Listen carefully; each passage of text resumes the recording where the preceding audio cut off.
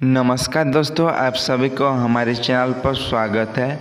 दोस्तों, मैं आज आपको ऐसे भूतिया कहानी सुनाऊंगा जो आप मुझसे मौत से कैसे सामना करेंगे इस वीडियो में जानेंगे। तो वीडियो को शुरू करने से पहले एक आपको रिक्वेस्ट है कि चैनल को नए आए हैं तो एक सब्सक्राइब करना और वीडियो को लाइक कर देना।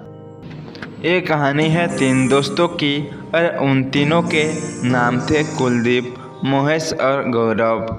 यहाँ तीनों जहाँ भी जाते तो एक साथ ही जाते थे और तीनों की दोस्ती इतनी गहरी थी कि गांव से सब जानते थे कि और इनमें से कोई भी कहीं पर भी है तो ये तो सबको पता था कि वो यह तीनों साथ में ही होंगे। यानी तीनों एक सच्ची दोस्ती थे और एक दूसरे के क्लासमेट भी थे। ये बात तो तब की है जब गांव में ही एक राजेश नाम का लड़का था और की शादी होनी थी और उसकी बारात गांव से लगभग 33 किलोमीटर दूर एक दूसरे में जाने थी और उस बारात में कुलदीप, महेश और गौरव भी थे। बारात में तीनों ने बहुत डांस किया, खूब मस्ती करी। शादी विवाह का मामला था तो गांव में तो बहुत किस्म की रस्में वगैरह होती है। यह सब प्रोग्राम चल रहा था, लेकिन इन तीनों की इससे कोई मतलब नहीं था। वो तीनों ने डीजे पर डांस बस करा और फिर चले गए खाना खाने को।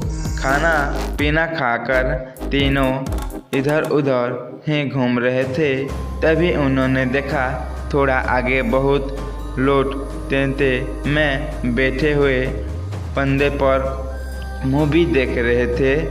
गांव में शादी विवाह में अक्सर ऐसा होता है कि मनोरंजन के लिए पर्दे लगाए जाते हैं और उन्हें फिल्मों दिखाई जाती है।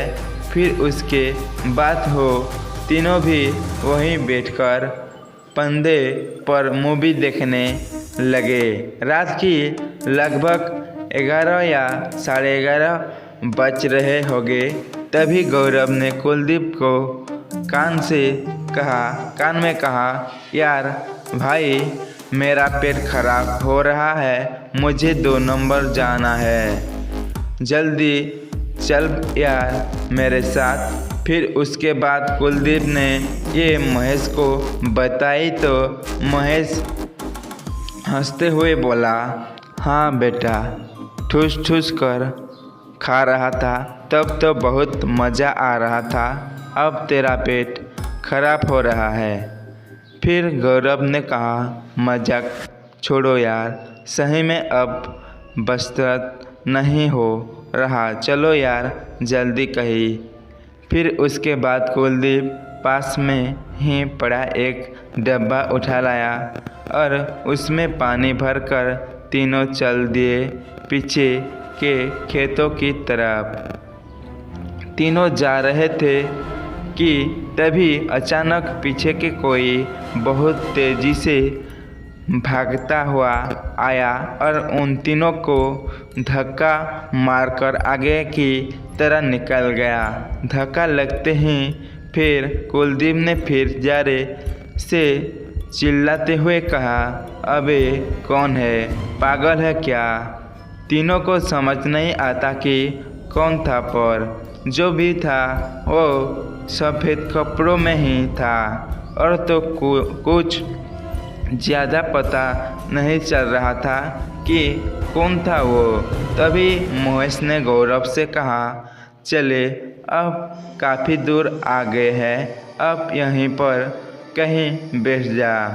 फिर उसके बाद गौरव दबा लेकर खेतों में अंदर चला गया महेश और कुलदीप दोनों बाहर ही घूम रहे थे कि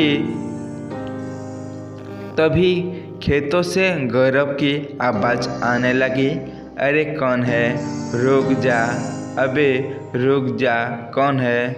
गौरव की आवाज़ सुनकर कुलदीप और महेश ने वहीं से आवाज़ लगाई और कहा, अबे क्या हो गया, क्या चिल्ला रहा है? फिर गौरव ने कहा, अरे यार वो देखो, वो मेरा डब्बा लेकर भाग गया है, पकड़ो उसे यार।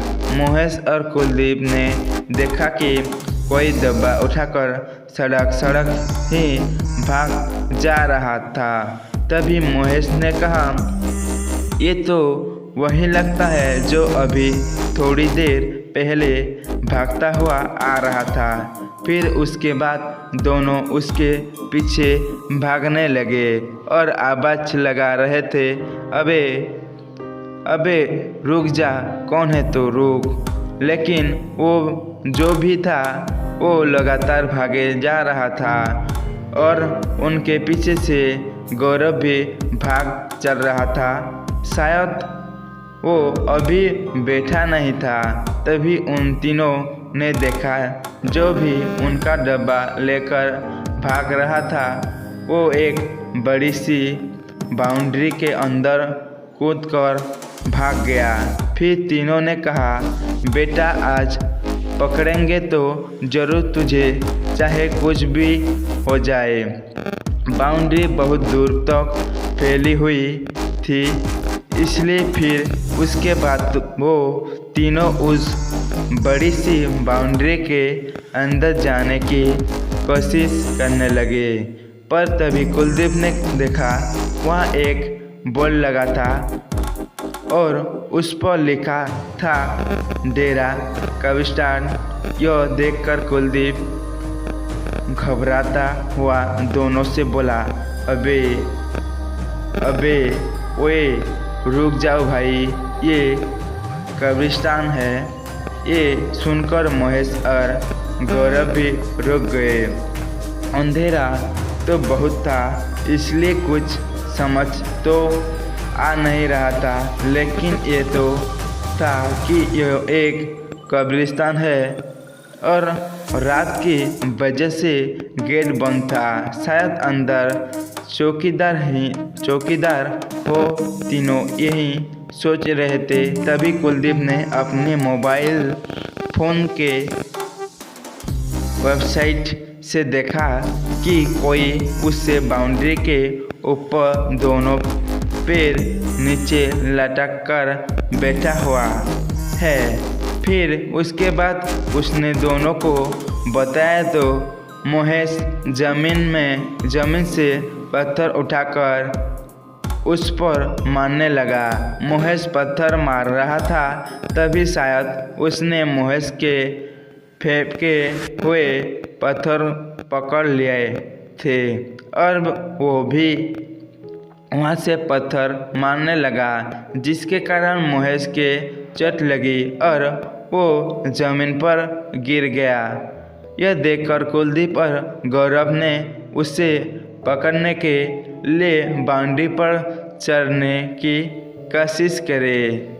बाउंड्री तो ज़्यादा ऊंची थी, लेकिन किसी तरह वो दोनों उस बाउंड्री के ऊपर चढ़ गए और तभी उन्होंने देखा वही आदमी जो सफ़ेद कपड़ों में अभी तक उनको भगाकर यहाँ तक लेकर आया और कभी बाउंड्री पर बैठा हुआ था, अब वो उसी कब्रिस्तान के अंदर एक कब्र पर बैठा हुआ था और वो किसी से बात कर रहा था। इस बार कुलदीप की नज़र उसके चेहरे पर पड़ी तो शायद कुलदीप उसको पहचान गया था कि वो कौन है। इसके आगे की कहानी अगली एपिसोड में है। तो दोस्तों ये कैसा लगा? यदि अच्छा लगा तो चैनल को सब्सक्राइब और वीडियो को शेयर करना ज़रूर।